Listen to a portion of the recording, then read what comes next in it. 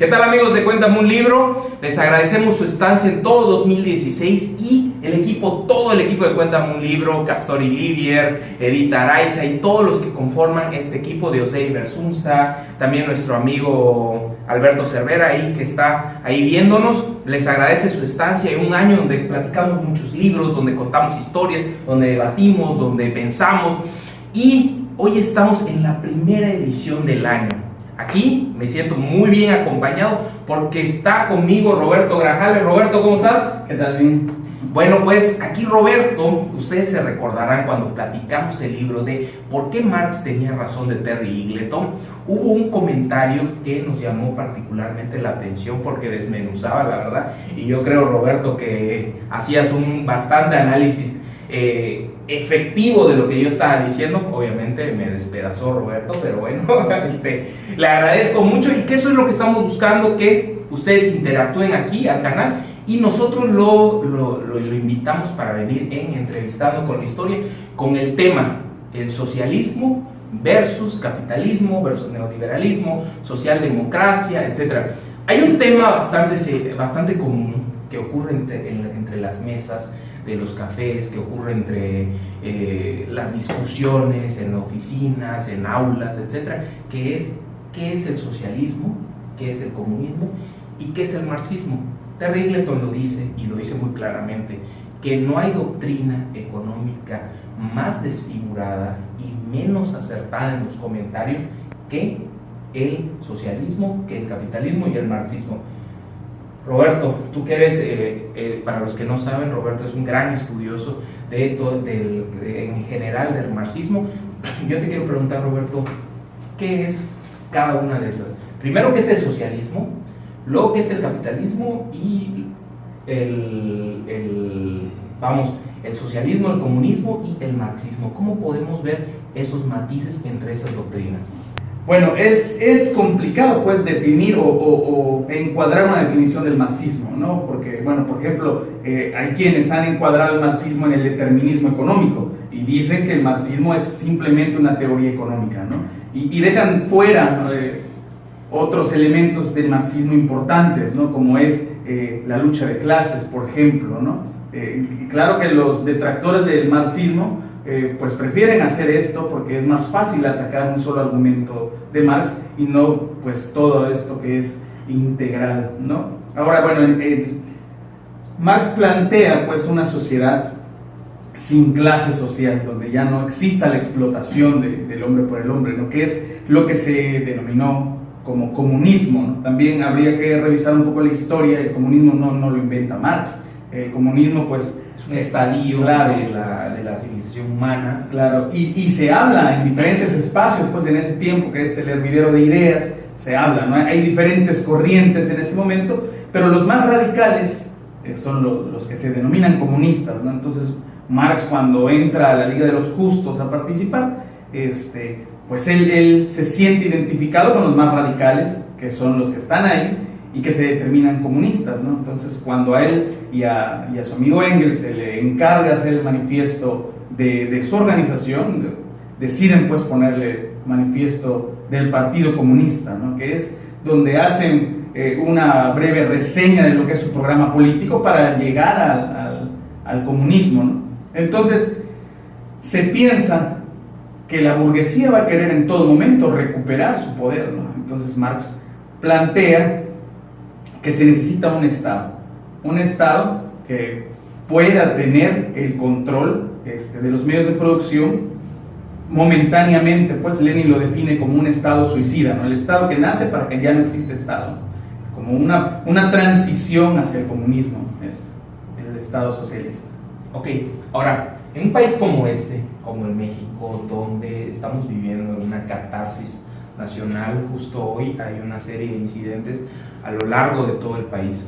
La pregunta que nos planteamos del inicio del programa fue: ¿el capitalismo contra socialismo? O más bien podríamos replantearlo: socialismo contra capitalismo, contra socialdemocracia, contra socialismo.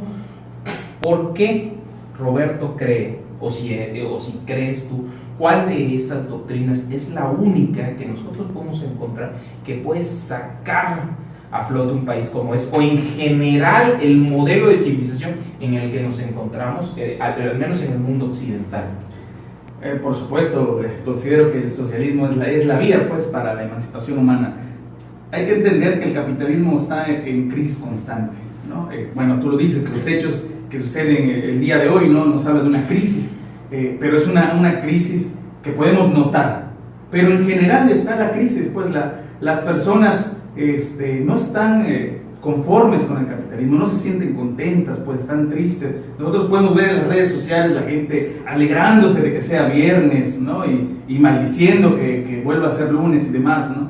Y esto nos habla, pues, o refleja que las personas no están conformes dentro del capitalismo, porque dentro de los planteamientos del capitalismo, bueno, los teóricos liberales, pues, señalan que el salario mínimo o el salario que debe de recibir un obrero es el mínimo para poder sobrevivir un día, ¿no? Y entonces la gente vive sobreviviendo, pero al mismo tiempo el capitalismo tiene una maquinaria ideológica que nos hace creer, sentir y nos crea la necesidad de adquirir cosas, pues, para sentirnos bien, pues, adquirir un status quo. Entonces eso causa frustración, porque las personas trabajan y no pueden adquirir lo que tienen. ¿Cómo podrías compaginar? ¿Cómo puede ser el socialismo la vía de emancipación de la especie humana cuando el escenario, cuando el panorama mundial, que es vibrante, que es cambiante, con las telecomunicaciones, con el internet, que eran algo que ni siquiera se imaginaba en el siglo XIX? ¿Cómo puede ser? Por supuesto, ¿no? Cuando Marx habla de las comunicaciones, en ese tiempo se hace referencia al tren, al barco, ¿no? A las cosas que mantienen comunicadas a los seres humanos en el siglo XIX. Ahora es diferente, ¿no? Tú lo acabas de mencionar, el panorama es cambiante, pues, y sí existen grandes corporaciones que tienen control en gran parte del territorio mundial. Entonces, pues, en el marxismo se plantea, pues, la lucha internacional, ¿no? El mismo manifiesto del Partido Comunista termina con proletario de todos los países, únanse, ¿no? Unidos, ¿no? Entonces, la lucha sigue siendo la misma, porque a veces pareciera que son luchas aisladas en un país por la liberación de un país, ¿no?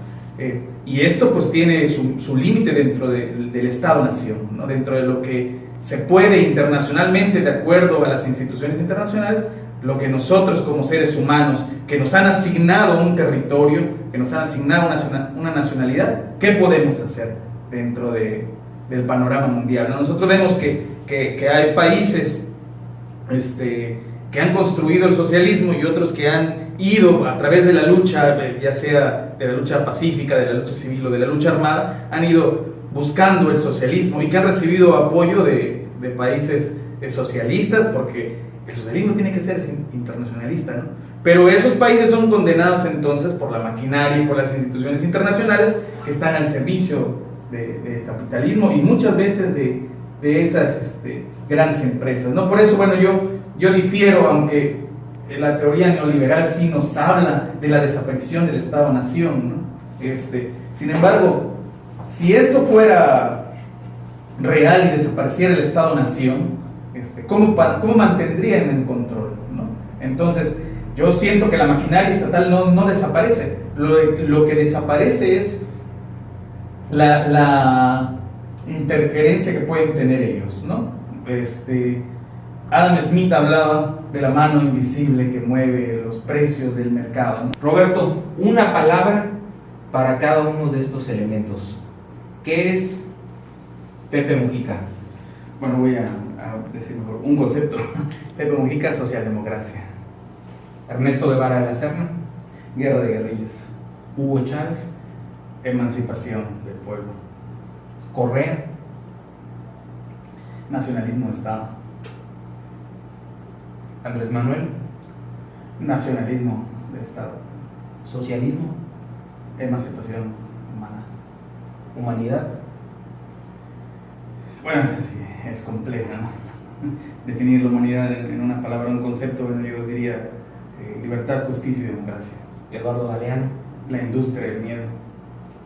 Y finalmente, ¿qué es para ti el amor?